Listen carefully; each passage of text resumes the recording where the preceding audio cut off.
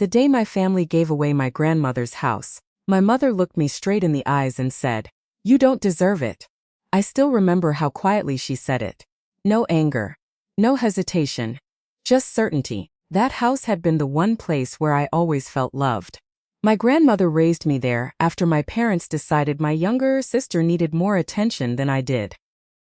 Every summer, I slept beside Grandma's bedroom and listened to her tell stories about the woman she used to be before life became so hard. After she died, I thought the house would become my connection to her. I was wrong.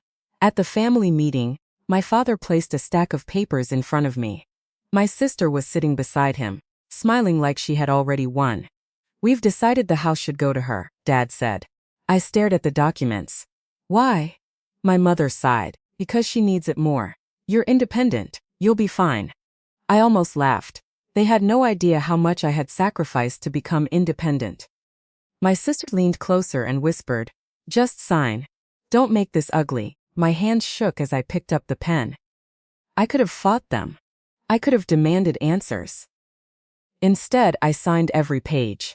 If you've ever been treated like you mattered less by the people who were supposed to love you, stay with me. And if stories like this mean something to you, subscribe. Because what happened next changed everything I believed about my family. When I finished signing, the attorney collected the papers. Then he looked at me strangely. "Before you leave," he said, "there's something your grandmother specifically asked me to tell you." I froze. He opened a separate folder, and then he said, "Your family just gave your sister the house. But they didn't realize what your grandmother left you." I stared at him. "What did she leave me?" He smiled sadly.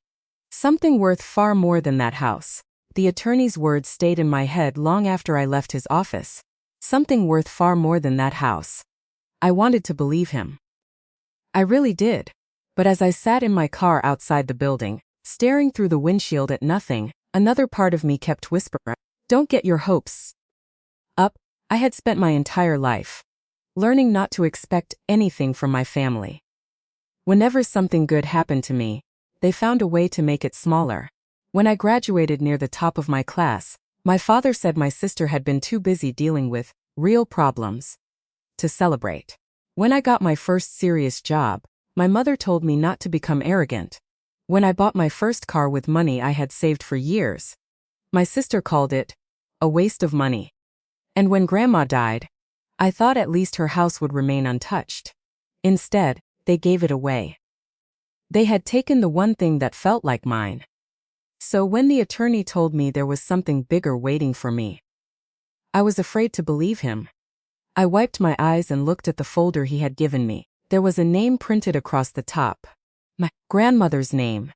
I held it against my chest for a moment. Then I opened it. The first page was not a will. It was a letter. My hands immediately began shaking. The handwriting was unmistakable. Small, careful letters. The kind of handwriting I had watched her use while writing grocery lists, birthday cards, and little notes she used to leave beside my breakfast. I touched the page with my fingertips. For a few seconds, I couldn't read a single word. Then I finally began. "My dearest girl." I stopped. That was what she had always called me. Not my name, not sweetheart. My dearest girl. And suddenly I was 12 years old again, sitting at her kitchen table while she peeled an apple and told me that being the quiet child did not mean I was the forgotten child. I kept reading. If you are reading this, then the people around you have probably convinced you that you were given less because you were worth less. My breath caught. I looked toward the office building. It felt impossible. She knew, somehow, she knew exactly what they would do. The letter continued. "I have watched this family for many years. I have watched how they treat you. I have watched how quickly they praise your sister and how easily they dismiss you. I have watched you give and give without asking for anything in return." My eyes filled with tears. I had spent years wondering whether I had imagined the difference. Maybe I was too sensitive. Maybe I expected too much. Maybe my sister really did need more.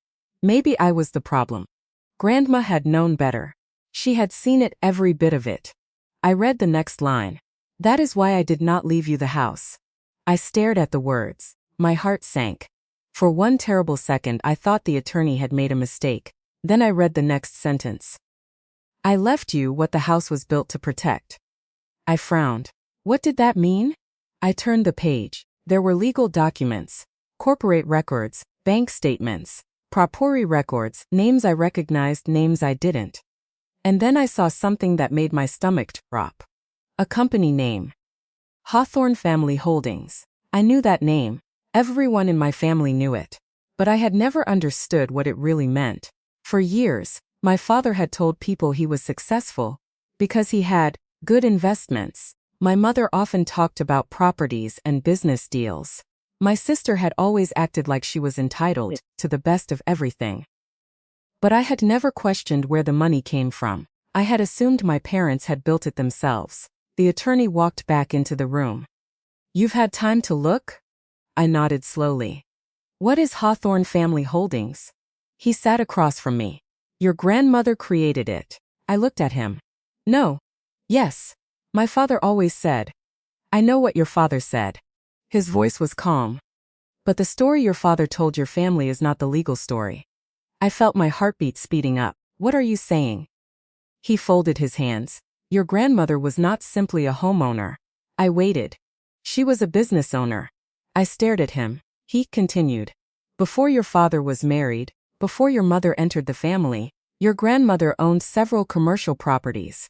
She invested in businesses. She purchased land. She built a portfolio over decades. I couldn't speak. But she never talked about money, I whispered. She didn't like talking about it. Then why did my father always act like everything belonged to him? The attorney looked down at the documents. Because, for a while he was allowed to manage it. Allowed, that word hit me hard. Manage it? Yes, not own it. I leaned back. The room suddenly felt too small. The attorney slid another document toward me. This is the original operating agreement. I looked down. My grandmother's signature was at the bottom. Beside it was a date. 26 years ago. The year I was born. I looked at the attorney. What does this have to do with me? He pointed to a paragraph. I read it once. Then again. I still didn't understand. He explained. Your grandmother placed the majority of her assets into a family trust. I swallowed. Who was the beneficiary? He didn't answer immediately. Instead, he turned another page. There was a list, my father, my mother, my sister, and me. But the percentages were different. My sister had been listed as a temporary beneficiary. My parents had management rights under certain conditions. And my name was listed under a section called * successor beneficiary and controlling heir. I stared at it. What does that mean? The attorney leaned forward. It means your grandmother didn't want you to inherit the house. My eyes narrowed. Why? Because the house was only one piece of the estate. I felt dizzy. She wanted your family to believe the house was everything. Why would she do that? Because she knew what they would do. I shook my head. This doesn't make sense. It will. He opened another folder. This trust has a condition. What condition? You had to voluntarily surrender your claim to the house. I froze. What? He nodded. That is why she arranged everything this way. I stared at him. So when I signed those papers, you completed the final condition. I couldn't breathe. My family had spent years treating me like the unwanted daughter. They had pushed me out. They had convinced me that I deserved nothing. And without knowing it, they had just helped me receive everything my grandmother intended for me. I started laughing, not because anything was funny. Because my mind couldn't process it. The attorney watched me carefully. They thought they were taking something from you. I covered my mouth. They were actually giving me the inheritance. Exactly. I looked at the papers again. My sister's face appeared in my mind. The smug smile. The way she told me not to make things ugly. The way my mother had said I deserved nothing. The way my father had pushed the papers toward me without even looking guilty. They thought I had lost. They had no idea. But then I noticed something else. A line in the document had been highlighted. I pointed at it. What does this mean? The attorney's expression changed. That part is important. I read it. If the successor beneficiary surrendered the residential property without dispute, control of the remaining trust assets would immediately transfer upon verification. I looked at him. So I'm in control? Not yet. My stomach tightened. What happens now? Your family has to complete the transfer. I stared at him. They already signed? Yes. And my sister owns the house? The house, yes. But not the rest? No. I leaned back. For the first time since my family meeting, I felt something other than pain. I felt clarity, but there was still something bothering me. Why didn't Grandma tell me? The attorney sighed. Because she knew you would never agree. I frowned. Agree to what? To fight your family. I looked away. He continued. She knew your personality. You would have tried to keep peace. You would have argued that everyone should receive something. You would have worried about hurting your parents. He was right. That was exactly what I would have done. Grandma had known me better than anyone, so she made the decision impossible for me to interfere with. Yes. I wiped another tear from my cheek. She really planned this. She planned it for years. He pulled out one final envelope. This is the part she asked me to give you only after the house was transferred. My heart began pounding. There's more? There is. I opened it. The letter was shorter this time. My girl, if you are holding this letter, then you have finally done something I have begged you to do in silence for years. You chose yourself, not because you were greedy, not because you wanted revenge. Because you stopped begging people to see your worth. That is the beginning of your real inheritance. I had to stop reading. My tears were falling onto the paper. I pressed the letter against my chest. The attorney gave me a few minutes. Then I finished. The money will not make you happier. The properties will not make you stronger. The company will not make you better than anyone. What matters is that you finally understand something. You were never the child who deserved less. You were simply the child they believed would never fight for herself. Do not prove them wrong with anger. Prove them wrong with peace. I closed my eyes. That sentence broke something inside me.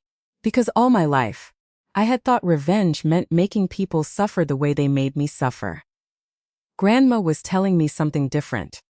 She was telling me to walk away from the need for their approval. I looked at the attorney. What happens to my family?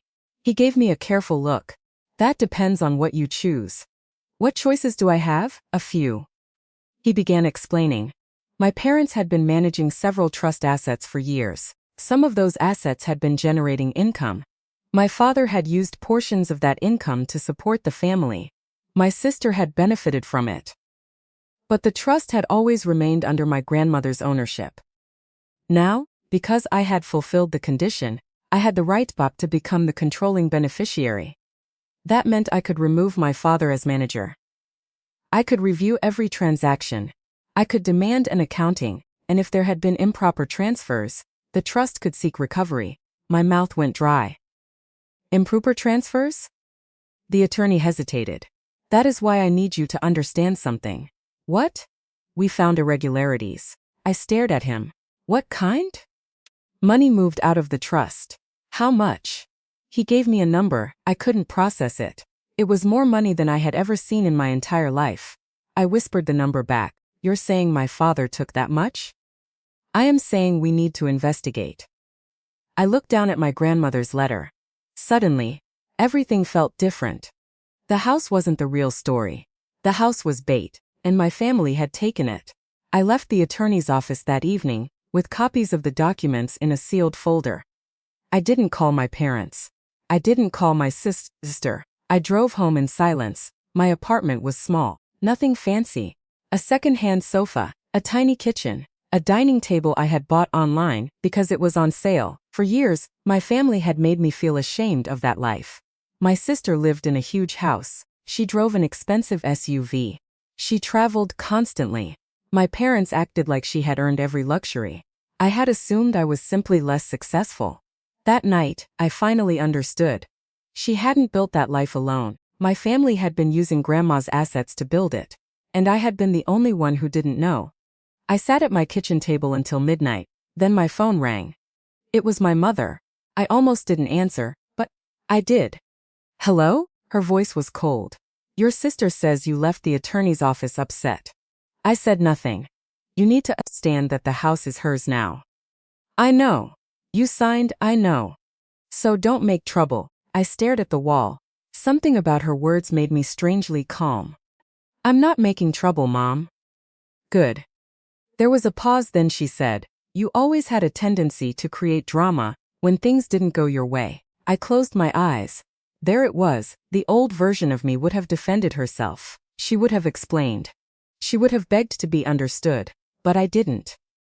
I simply said, I don't want the house. My mother sounded relieved. I'm glad you're finally being mature. I almost smiled. Actually, Mom, I think I'm finally being honest. She paused. What does that mean? Nothing.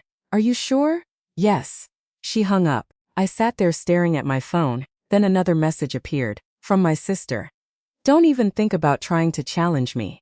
You signed everything. Ashed. I read it twice, then I typed one sentence. Enjoy the house. I sent it. She replied almost immediately. I will. I put my phone face down. For the first time, I wasn't angry, I was almost relieved. Because she had no idea what she had just said. The next morning, I returned to the attorney's office. He had arranged for an accountant to meet with me. There were boxes of records, bank statements, property agreements, tax documents, corporate filings, invoices. I spent hours going through them. At first, everything looked complicated. Then patterns started appearing. Money had been transferred from one account to another. Property had been refinanced, shares had been moved, companies had been created. Some of them had names connected to my father. Others were connected to my sister. I looked at the accountant. Why would they do this? He answered carefully. We don't know yet, but there was one document that made my blood run cold. It was a transfer agreement. A commercial property had been moved from the family trust to a company owned by my sister. The transfer had occurred 3 years earlier. I remembered that year. My sister had suddenly announced that she was opening a boutique. My parents had congratulated her. They told everyone she was becoming an entrepreneur. I had been proud of her. I had even helped her design the first website. Now I was staring at the paperwork. The property she used for that business had originally belonged to Grandma. And it was worth millions. I felt sick. She knew? The accountant looked at me. Who? My sister. We don't know what she knew. I closed the file. I didn't want to become like them. I didn't want to assume. But the evidence was beginning to speak for itself. There was more. A second property, a third, a series of loans, and then we found something that made the attorney stop reading. A transfer dated 8 months before Grandma died. I looked at him. What? He didn't answer. He read the document again. Then he asked the accountant to pull another file. Minutes later, the accountant returned. He placed it on the table. It contained a handwritten note from my grandmother. I recognized the handwriting immediately. The note said, I know what they are doing. My heart sank. The attorney read the next line. I have decided not to confront them yet. I looked up. Why? The attorney continued. Because if I confront them now, they will hide everything. I stared at the paper. Grandma had known. She had been watching. She had been waiting. The next line was even worse. Let them believe they are winning. I felt chills move down my arms. My grandmother had been playing a long game. And somehow, I had become the final move. We kept going. The deeper we looked, the more we found. My father's signature appeared on documents he had no right to approve. My mother's name appeared on account records. My sister's company had received funds. But the strangest thing was that Grandma had never confronted them. She had simply documented everything. Every transfer, every conversation she could legally record, every change in ownership, every unusual payment. She had built a file, a massive file, a file that could expose years of financial manipulation. I asked the attorney why she had waited. He looked at me. Because she was afraid that if she acted too soon, your family would destroy the evidence. I understood. Grandma had known they were capable of lying. She had known they might even lie to me. So she had created a plan that didn't depend on their honesty. I left the office that afternoon exhausted. I drove past my grandmother's house. For the first time, I saw it differently. My sister's car was parked outside. There were boxes near the front door. She was moving in.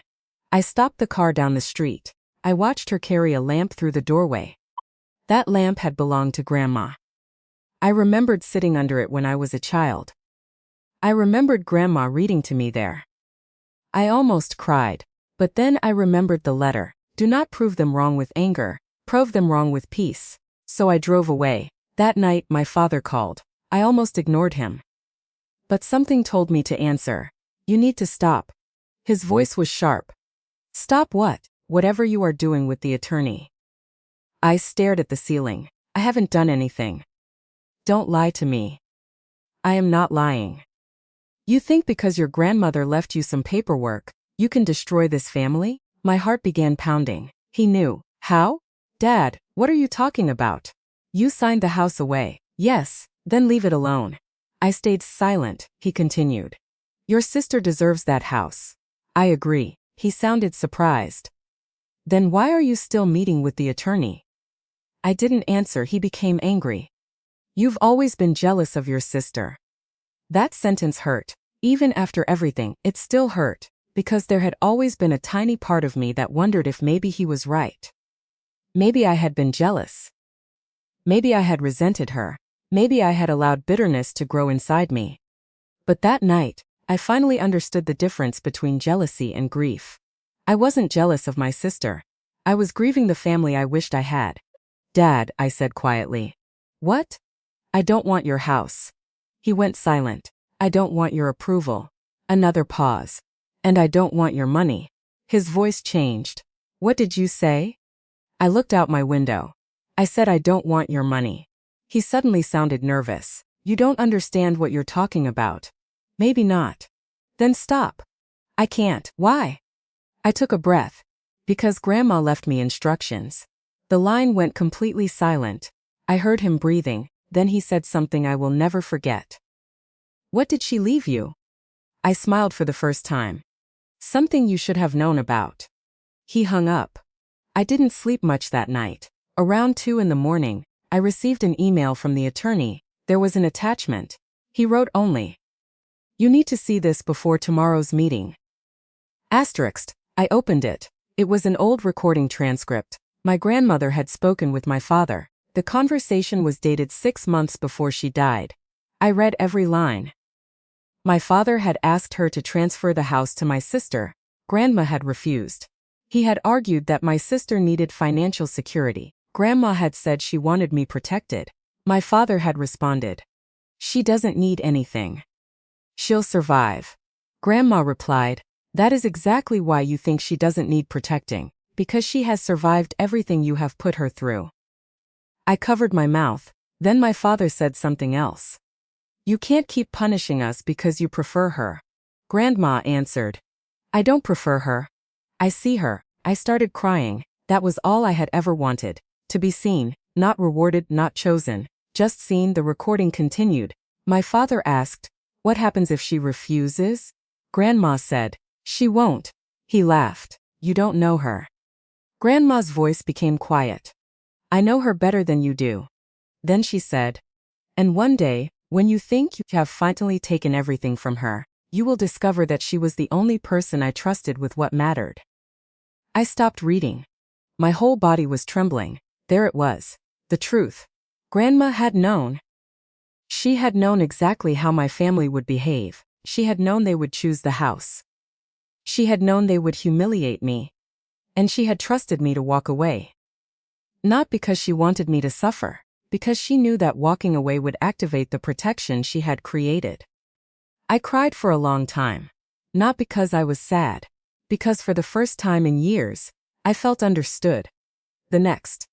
I met the attorney again. There were 2 new people in the room, an independent accountant and a corporate investigator. I looked at them. Why is an investigator here? The attorney answered, because your grandmother left instructions for a formal review, if the trust was ever activated. My stomach tightened. So we're investigating my family? We're investigating the trust. I appreciated the distinction. What happens if they did something wrong? We follow the evidence. And if the evidence points to them, then they will have to answer for it. I nodded. I wanted justice.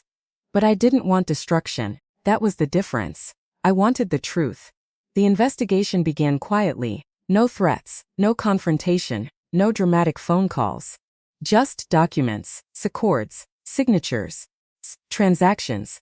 And the more they uncovered, the more I realized my grandmother had been protecting me from something much bigger than losing a house. She had been protecting me from becoming trapped in a family system where love was always connected to money. My parents had used money to control my sister. They had used money to silence me. They had used money to create the illusion that my sister's was more successful. But Grandma had understood that money wasn't the real inheritance. Freedom was. A week later, my sister called. Her voice sounded different, less confident. Why is there an accountant asking questions about my company? I said nothing. Did you do this? I didn't personally request anything. Don't play games. I am not.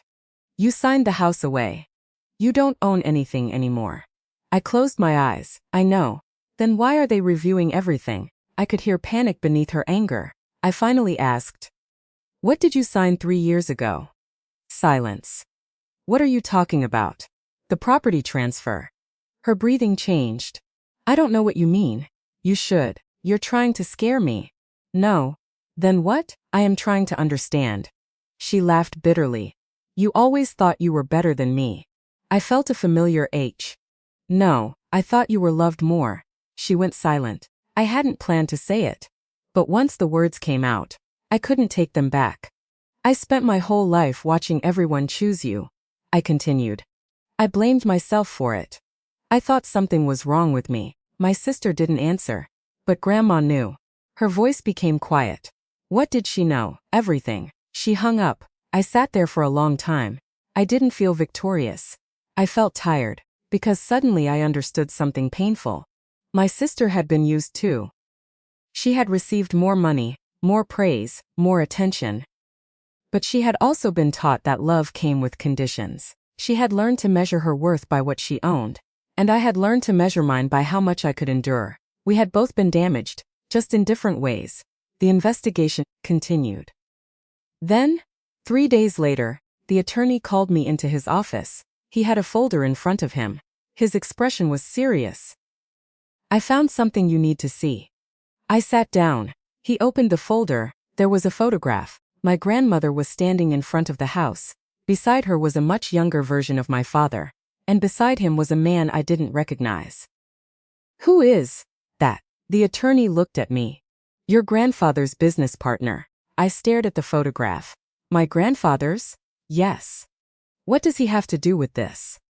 The attorney turned the photograph over. There was handwriting on the back. A sentence. "He knows where the first fortune came from." Asterisk. I looked up. "What first fortune?" The attorney didn't answer. He pulled out another document. "This is where your grandmother's story gets complicated." My heartbeat quickened. "What are you saying? Your grandmother didn't build this wealth alone." I stared at the papers. "Then who did?"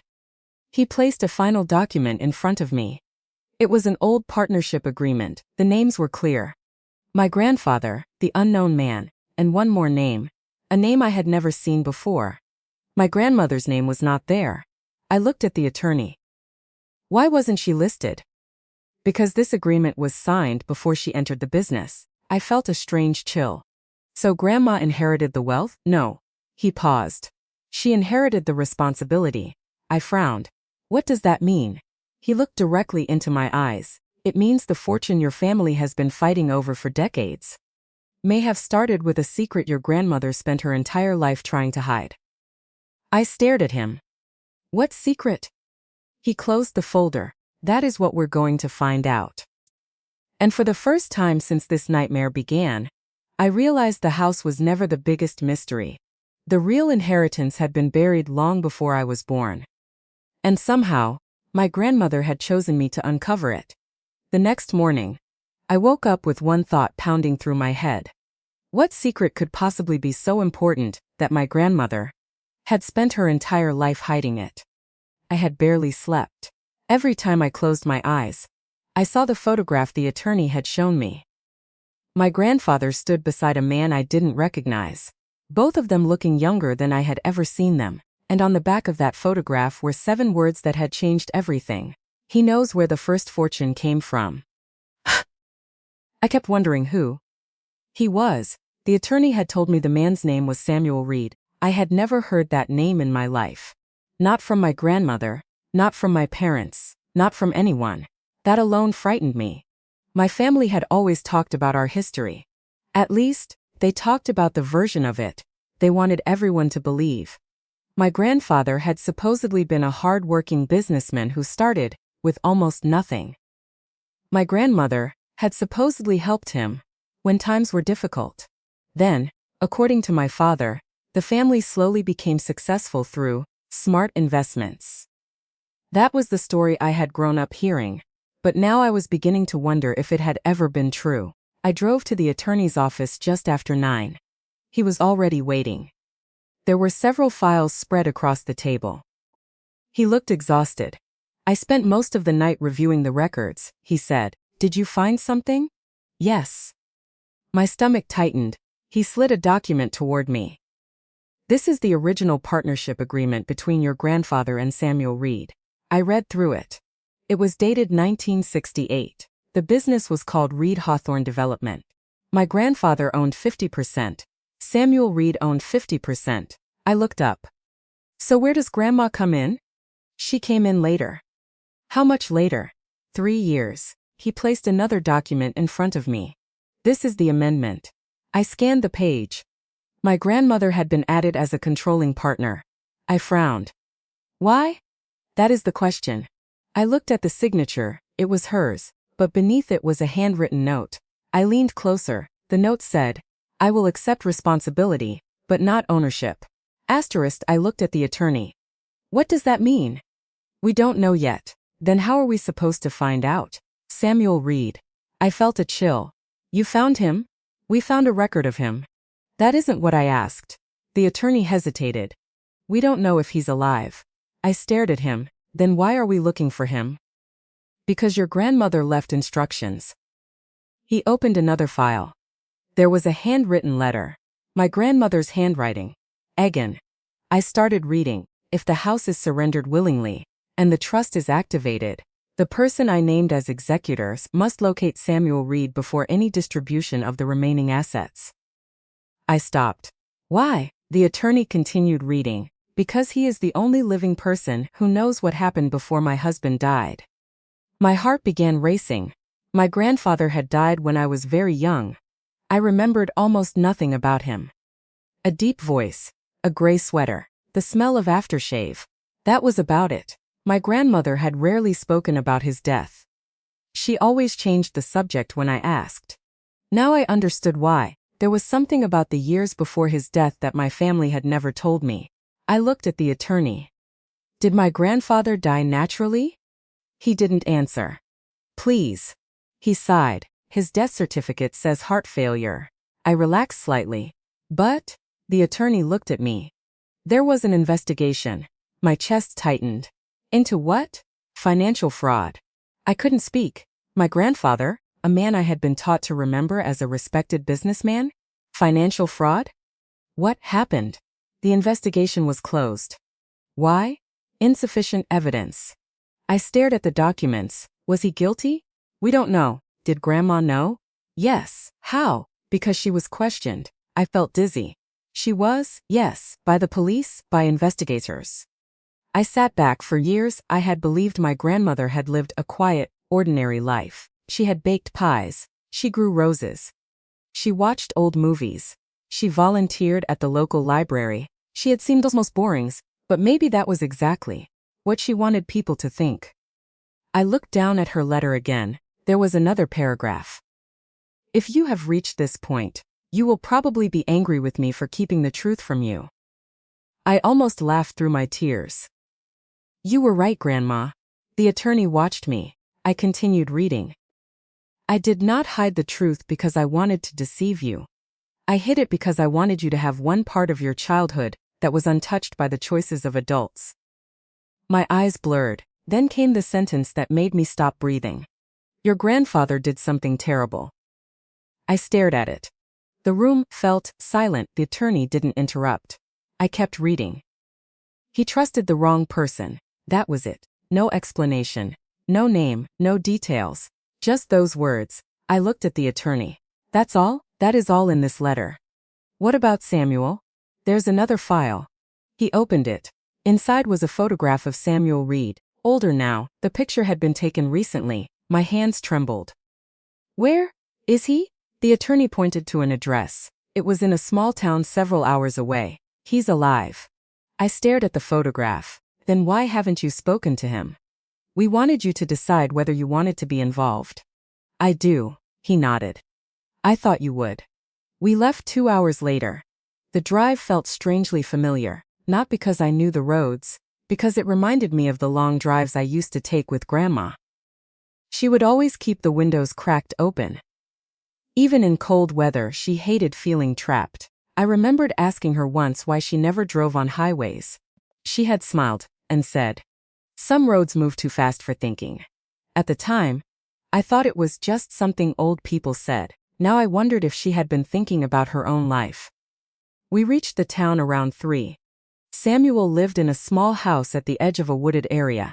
No gate, no expensive car, no signs of wealth, just a quiet home with a porch and 2 rocking chairs. The attorney knocked. An elderly man opened the door. He was thinner than I expected. His hair was white. His eyes were sharp. The moment he saw me, his expression changed. He stared at me for several seconds, then he whispered, "Evelyn." I froze. My name? I had never met him. How do you know me? He looked at the attorney. You brought her. The attorney nodded.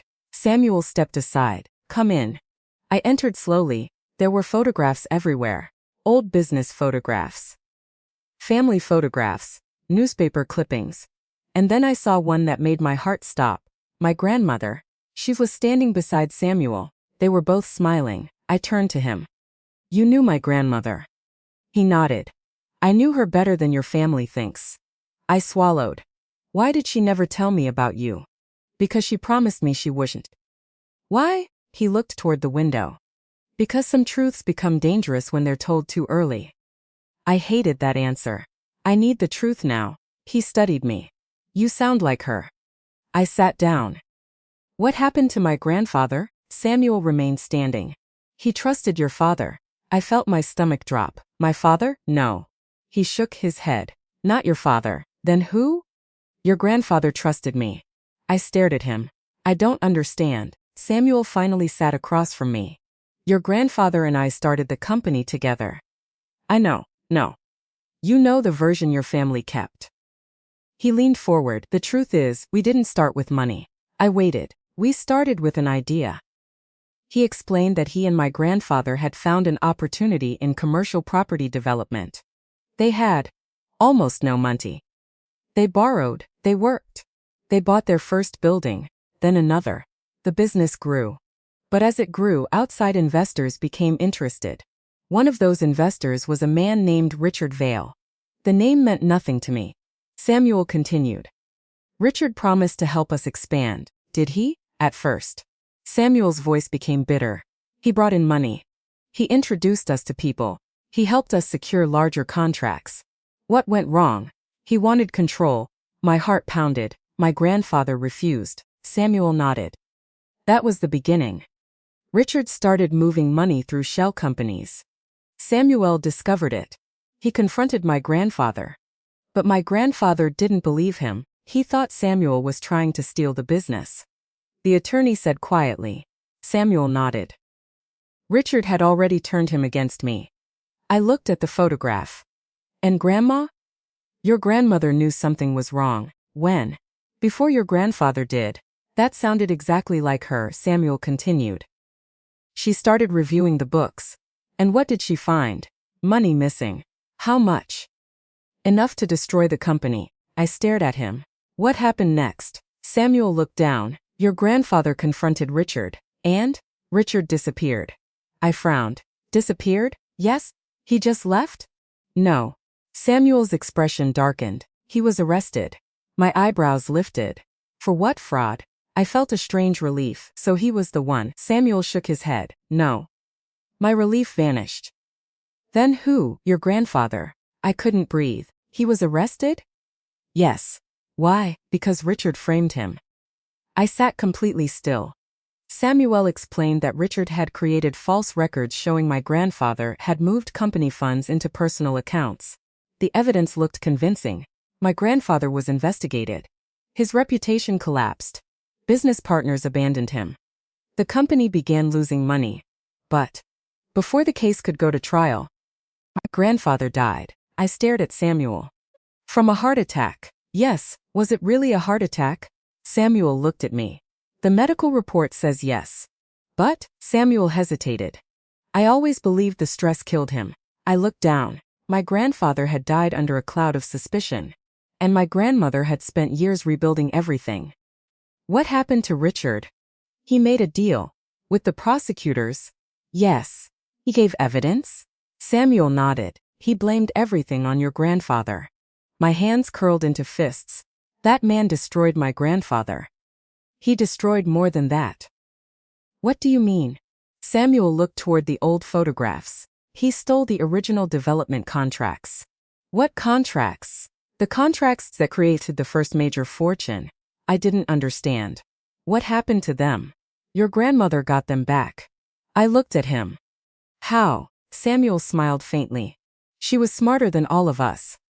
That sounded like Grandma. She tracked the money, he continued.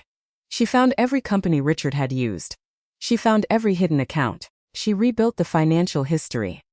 Then why didn't she expose him? Because Richard had powerful friends. I felt a chill. How powerful? Powerful enough that your grandmother was afraid for her family. I thought of my mother, my father, my sister. Then I thought of Grandma raising me in that house. What did she do? She negotiated. For what? Protection. Samuel explained that Grandma had agreed to stay silent publicly in exchange for the recovery of certain assets. She rebuilt the business quietly. She placed everything into trusts. She separated ownership from management. She made sure no one person could control the entire fortune again. And that's why my father only managed the assets. Yes. But why did she trust him? Samuel sighed. She didn't. I stared at him. Then why? Because your father was her son. That answer hurt even now. Even after everything. She had loved him despite knowing his weaknesses. She hoped he would change. Samuel looked away. He didn't. I asked the question that had been sitting in my chest. Did my father steal from the trust? Samuel didn't answer. Please. He finally nodded. Yes. I closed my eyes. How much? Over the years? Yes. Enough to explain the lifestyle your sister has. I felt sick. I had spent years thinking my sister was simply lucky. She wasn't. She had been living on money that was never supposed to belong to her. But Samuel wasn't finished. Your father wasn't the only one. I opened my eyes. My mother? He shook his head. Your sister. I stared at him. What? She knew. I couldn't accept it. No. She may not have known everything. But she knew? She knew enough. I stood up. You're lying. Samuel didn't react. She was told years ago that the house and certain properties were going to her. But how? Your father showed her documents. Why? Because he wanted her loyalty. I felt like the floor had disappeared. My sister hadn't simply been favored. She had been used as a shield. My father had promised her wealth. She had accepted it. And together, they had built a life around assets that weren't theirs. I walked to the window. Outside, leaves moved in the wind. For a moment, I imagined Grandma standing there. She would have hated seeing me fall apart. Samuel came to stand beside me. She loved you very much. I laughed bitterly. Then why didn't she tell me? Because she knew what you would do. What? You would try to save everyone. I looked at him. And she didn't want you to. I swallowed. She wanted you to save yourself. Those words stayed with me. When we returned to the city, I barely spoke. The attorney drove. I stared out the window. I wasn't thinking about revenge anymore. I was thinking about my grandmother, about how much she had carried alone. About how she had smiled while knowing things I could never imagine. About how many times she must have wanted to tell me. And about how she had chosen silence because she believed my childhood was more important than the truth. That night, I opened the last box of her belongings that I had kept. Inside were photographs, receipts, a scarf, an old recipe book, and a small wooden jewelry box. I had never opened it. I lifted the lid. There was one key inside.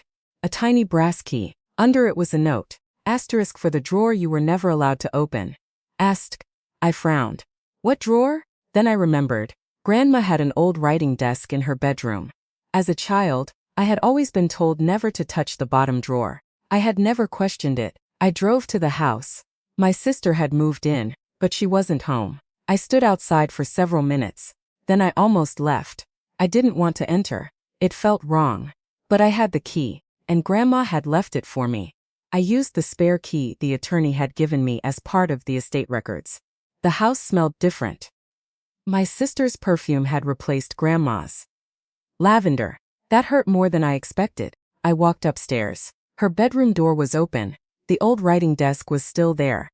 I knelt down. The bottom drawer was locked. I inserted the key. It clicked. Inside was a stack of letters. A passport. Several photographs. And a small envelope with my name on it. I sat on the floor. My hands shook as I opened it. The letter began. My girl, if you found this drawer, then you are finally ready for the truth I could not give you before. I read slowly. She explained that the family wealth had never been about the house. It had never been about the properties. It had never been about the money. The fortune was originally created through a development deal that had been stolen from another family. My grandfather had not known the entire truth. He had trusted Richard Vale. Richard had manipulated him. But there was another part of the story. The land used for the first development Margaret had been promised a percentage of the coal. Chisikot of the profits. She never received it. Her signature had been forged. My grandmother discovered this decades later, and she had spent years trying to locate Margaret's descendants. I looked at the attorney. I wasn't speaking to him. He wasn't there. I was alone, but I could hear Grandma's voice in my head. Keep reading, I did. She had eventually found Margaret's grandson. His name was Daniel Cole, and according to the documents, Grandma had transferred a significant portion of the recovered assets into a separate trust. Not for herself, not for my father, not for me, for Margaret's descendants. My eyes filled with tears. My grandmother had spent her final years trying to correct something that had happened before I was even born. And then I found the final page. It said, some inheritance is not meant to make you rich. Some inheritance is meant to make you right or wrong. I covered my face. That was Grandma. Always thinking beyond herself. Always seeing the bigger picture. I kept reading. I have left you control of the trust because you are the only person in this family who has never been obsessed with what it can buy. I laughed through my tears. She had known me too well. I know you may be tempted to punish your father. Don't. My heart stopped. Do not become the person who hurt you. I stared at that sentence for a long time. Then I read the next lines. Let the truth punish them. I closed my eyes. That was the moment I finally understood. I didn't need revenge. I needed evidence. The truth would do the rest. The next morning, I met the attorney.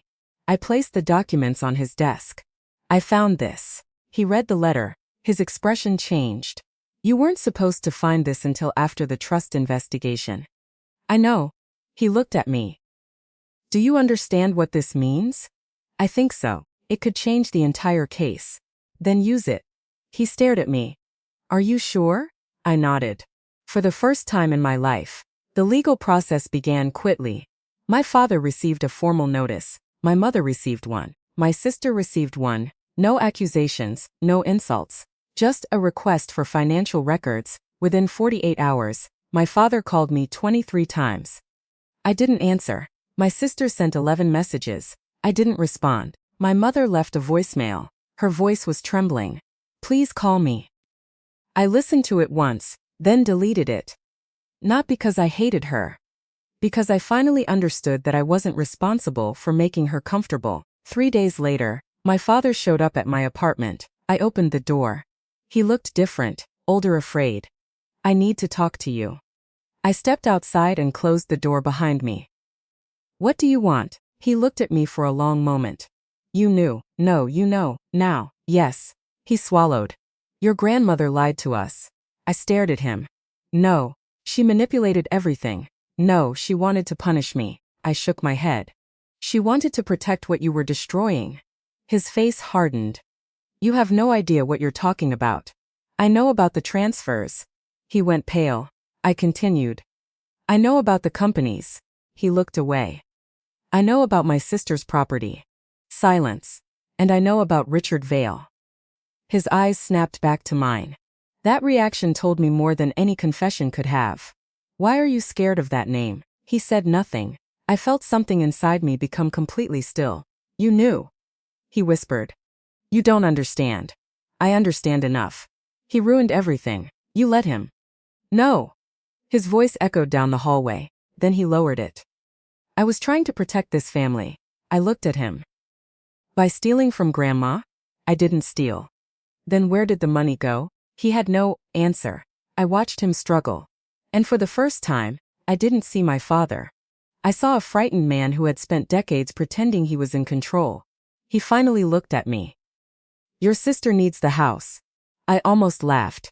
You still care about the house? She has nothing. I stared at him. She has a business. You know what I mean. Yes. He looked exhausted. She can't lose everything. I thought about my sister, about the way she had looked at me when she told me I deserved nothing. Then I remembered Grandma's words. Do not become the person who hurt you. I don't want her to lose everything, I said. He looked surprised. But she has to lose what was never hers. He shook his head. You'll destroy this family. No. I stepped closer. The lies did that. He looked at me for several seconds, then he said quietly, You were always her favorite. I felt tears rise. No, Dad.